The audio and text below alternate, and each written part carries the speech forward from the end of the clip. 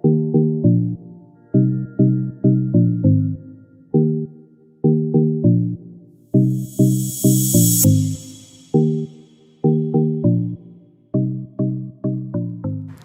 guys! Hey, it's Zelle. Welcome back to my channel. So for today's vlog, gagawa tayo ng another video about sa everyday makeup look using affordable products. So if you want to know the products, ito yung mga products na pwede nyong mabili kahit sa palengke, 7-Eleven, department stores, or even sa mga drugstore, pwede nyo siyang mabili. So if you want to know, please keep on watch. So, una natin gagawin is maglalagay tayo ng moisturizer at ang gamitin nating moisturizer ay yung Aqua Moisturizing Whitening Vita by iwhite Korea. So, ito, nabili ko to sa 7-Eleven. Pwede nyo siyang mabili sa Watson, 7-Eleven at sa ibang drugstore. So, sabi dito, ano daw siya, it contains natural active ingredients that effectively help prevent premature aging, protect skin from cellular damage, hydrate, and maintain firmness of skin. So, nabuksan ko na siya dati. Nagamit ko na siya, pero, di ba, may isa pa kasi ako ginagamit. Ayaw kasi yung palaging pabago-bago yung ginagamit. Siya lang yung pabago-bago. Gamitin natin siya.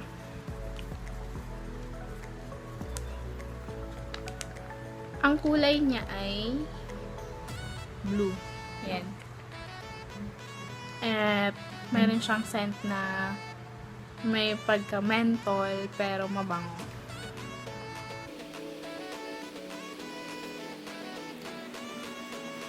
Ito yung moisturizer na kapag ginamit ko, hindi siya ganun kalagkit.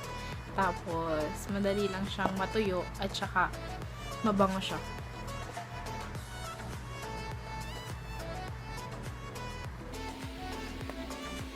Yung mga price ng mga products na gagamitin ko ay ilalagay ko na lang sa screen kasi yung iba, hindi ko natanda kung magkano ko sila nabili.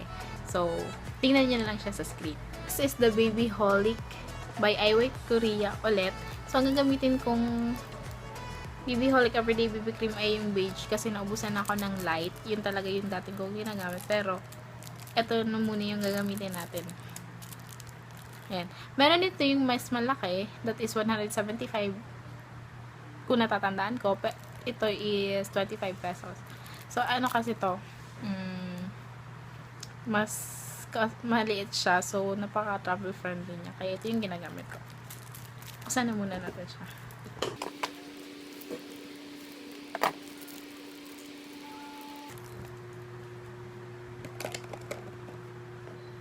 Gamit lang tayo ng damp sponge.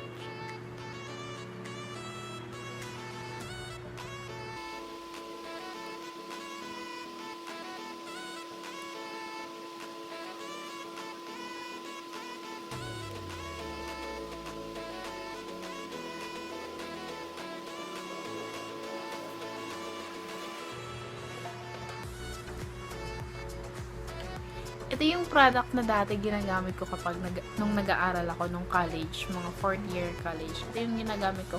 Kasi, bukod sa, ano kasi siya, mura, is, medyo natatakpan niya yung mga ibang pores ko, at saka yung mga acne marks. Kaya, ito yung ginagamit ko.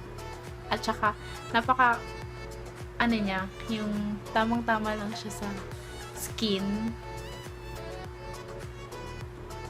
And isa siyang BB cream. So, napakagandang gamitin ng mga BB creams kapag umaga or kapag papasok ka kasi meron siyang ang tawag doon, yung sunlight, yung sunscreen. Kasi it gives natural looking coverage and provides benefit for both skincare and makeup. So, may makeup ka na, may skincare ka pa kapag gumagamit ka ng BB cream.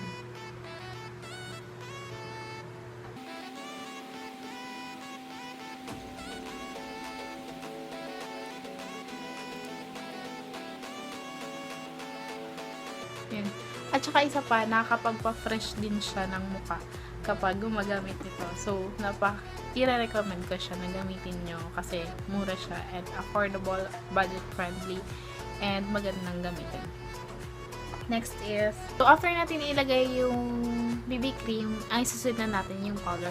So, ang gagamitin kong powder ngayon is yung typical or napaka-basic na powder. Yung pulbo. So, gamitin natin itong Lowest and Pearl Body and Face powder. So, bagong-bago pa siya. Hindi ko pa siya nagagamit. So, ito na muna yung gagamitin natin kasi pwede nyo siyang mabili kahit saang tindahan. Meron siya sa butika, meron siya sa kahit sa maliit na tindahan, meron siyang ganito. So, nagre-range lang to ng 17 to 18 pesos. Basta hindi siya lalagpas ng 20 pesos yung ganito. So, gamitin na natin. Buksan.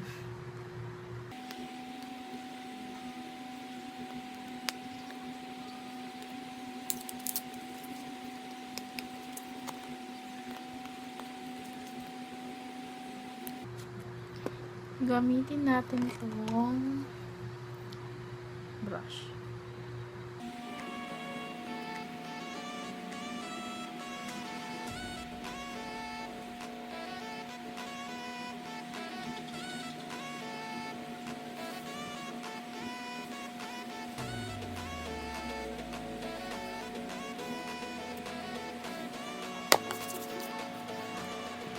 At yun, tapos na tayo. So, next is magkikilay na tayo. Yung kilay, yung pangkilay na gagamitin ko today is yung nabibili lang siya sa palengke. So, nabili ko to 20 pesos. Ito. Yung new XXL pencil. This is in the shade brown, dark brown. So, lip and eyeliner pencil. So, nabili ko to sa palengke. 20 pesos na siya. Sa pangkilay kasi hindi naman natin kailangan ng sobrang mahal. Basta maganda naman siyang i-apply at maganda naman yung pakaka-apply niya sa kilay. Okay na yun. So, i-apply na natin. Ibabrush ko lang yung kilay ko.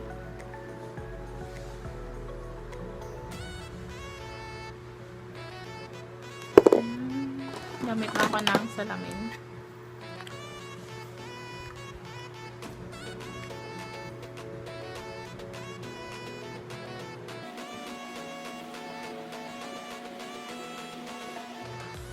Yung kagandahan sa mga ganito kasi, meron na siyang kasamang sharpener. Tapos, yung iba namang ganito, meron na siyang kasamang brush. So, hindi nyo na kailangan bumili ng brush or spoolie kapag meron kayong ganito.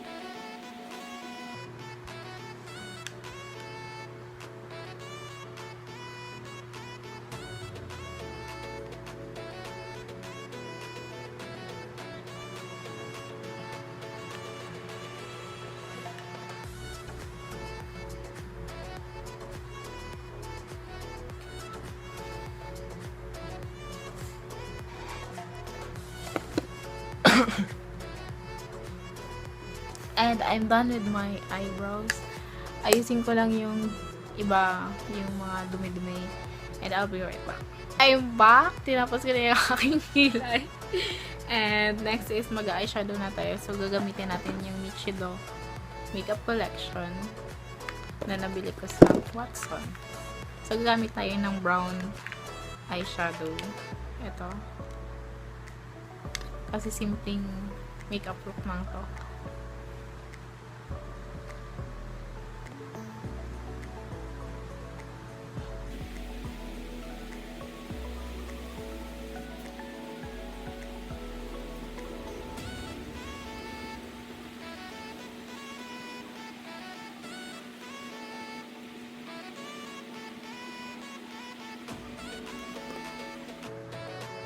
Then, lagyan natin ito dark sa gitna.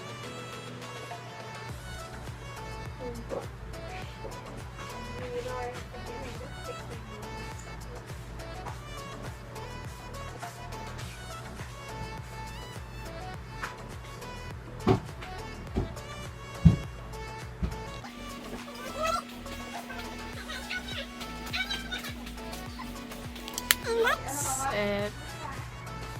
And then, lalagyan natin siya ng medyo gold na liquid eyeshadow from BTLA.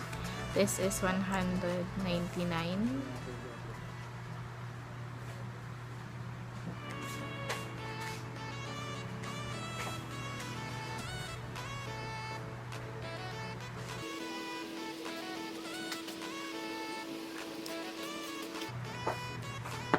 And next is mag-eyeliner tayo using the Everbalena Pro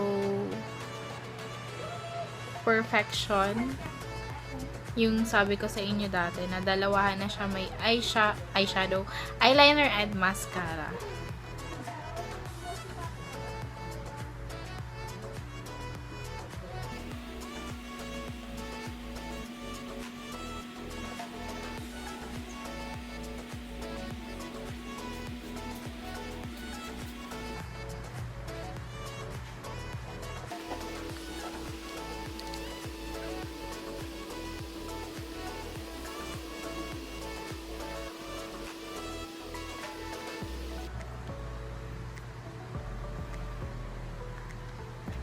And next is magmamaskara na tayo.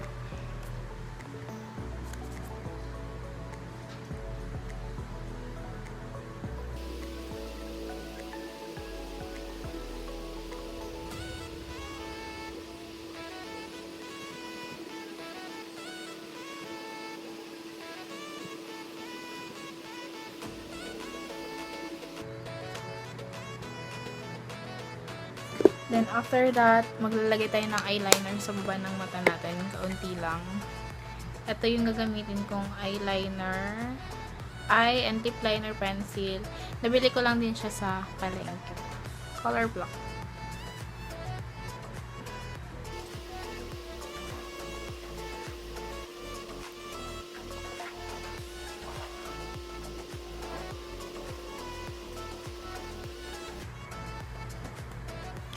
Then, and i-curl lang natin yung lashes natin using yung nabili ko din sa palengke ulit na eyelash curler.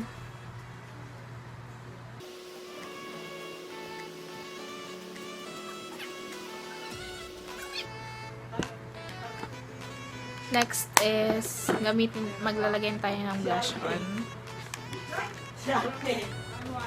Using ulit yung dito kasi 'di ba may kasama na siyang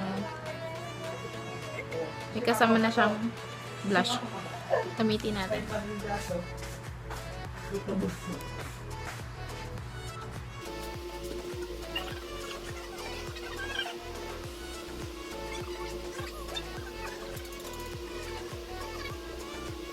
And for the nose, yung pang contour, gamitin natin to.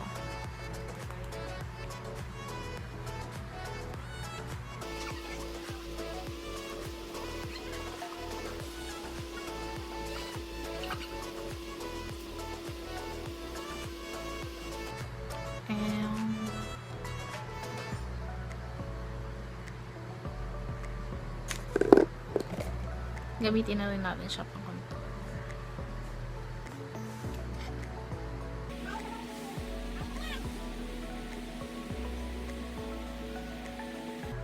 Ginagamit kong pang contour yung dalawang brown.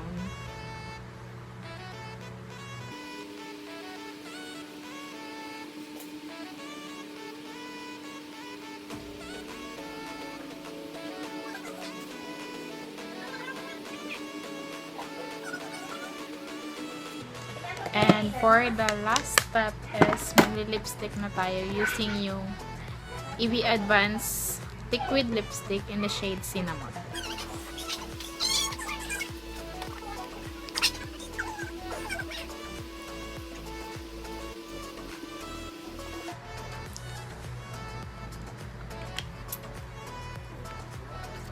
final up ko lang yung look ko and I'll be right back.